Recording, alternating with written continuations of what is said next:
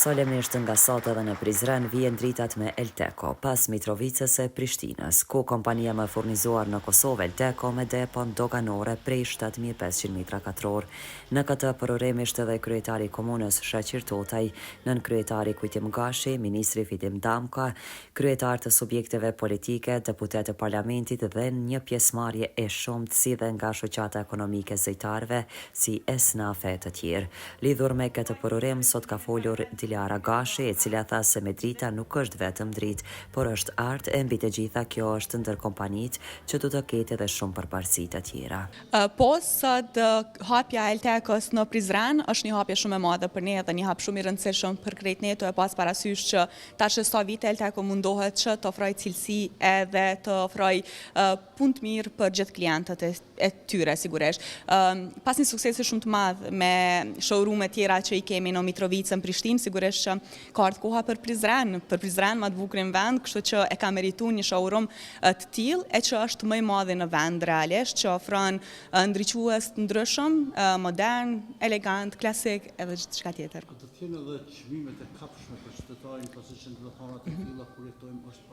kuptuar në këtë realitet. Sigurisht që po, kjo është ndoshta edhe ajo që e ka bo Eltekon që me qëndru kaq gjatë në treg, të e pas parasysh që gjithmonë ka mendu për klientët, edhe përveç çmimeve që janë të përballueshme, sigurisht që mundohet që gjatë gjithë kohës me pas oferta, me pas zbritje,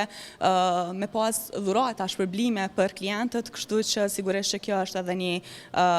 diçka kryesore edhe për këtë pikë, edhe për këtë. Sigurisht ne themi në Elteko e kemi moto që ndriçimi nuk është veç dritë, është artë, është frymëzim, të e pas parasysh që e dim sa e rëndësishme është drita në përgjithësi tek ne, sidomos edhe për shtëpitë tona diçka e bukur është e mirë edhe për syrin.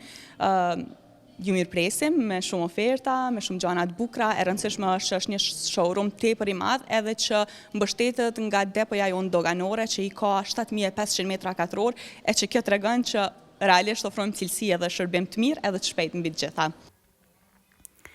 Kryetari i komunës Shaqir Totaj me këtë rast tha se kjo kompani dha është zotit të sjell dritë. Ne si komunë jemi për përkrahje të plotë të kompanive dhe me këto së pari zbusen punësimin e njëherët janë në të mirën e ekonomisë komunale, pohoi kryetari Totaj dhe pastaj vazhdoi. Na e dim që biznesi e zhvillon qytetin edhe shtetin,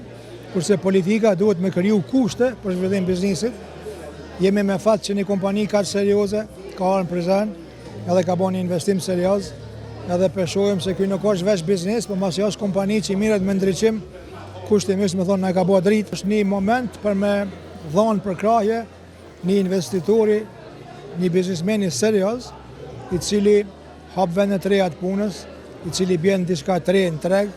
edhe tregon se me përkushtim edhe me vizion çdo gjë mund të arrihet. Komuna normal që gjithmonë është në përkrahje të zhvillimit të bizneseve, gjithmonë jep kontributin e vet për me kriju ambient përshtatshëm për zhvillimin e bizneseve.